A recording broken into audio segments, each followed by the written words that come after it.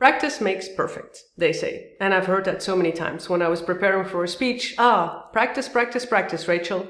But why do some people practice their speaking and nail their performance while others drill and kill their speaking performance? Hang on a moment. It might take a moment to load. Oh. We can just skip. Because practice by itself is not it. Like, I'm learning a new language right now, Portuguese, and I practiced a lot, but I just kept saying I die here instead of I live here. Moro, moro, just a simple matter of pronunciation. If you're new here, I'm Rachel Smets, and I'm making videos about public speaking, helping you to create a speech with impact and confidence. If you can hit that like button, I'd really appreciate that. When it comes to speaking, practicing is of course vitally important. But when you practice without feedback, without strategy, you reinforce the wrong habits.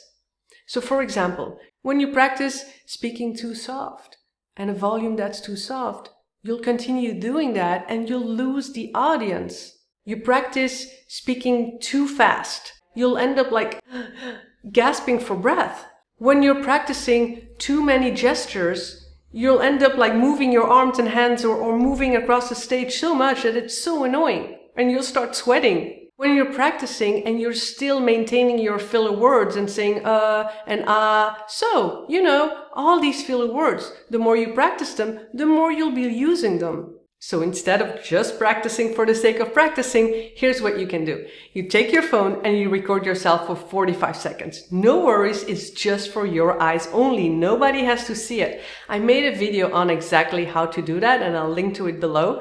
But you'll record yourself, and when you watch yourself back, which yes, I know it can be very awkward to hear yourself, watch yourself, but that's when you will notice, am I moving too much? Am I too loud, too soft? Do I use uhhs and ahhs? Look for your tone, your pacing, your volume, your gestures, your eye contact, your facial expression, your smile. Look for all of these and make sure that you pick one and then you improve one thing in your next speech or your next presentation.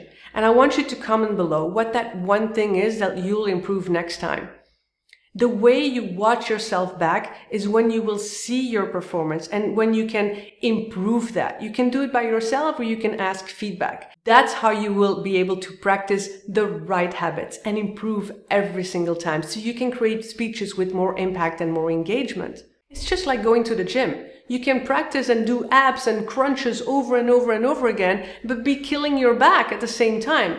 And when you learn how to do abs the right way, that's when you can build a six-pack. Practicing your speech and your script and your presentation is vitally important, but your first 30 seconds, that will be crucial to really hook them, to captivate them, to capture your audience and keep them attentive throughout your speech. So how you really start your speech, how you connect that first second, that's what I'll explain in this next video. I'll see you there.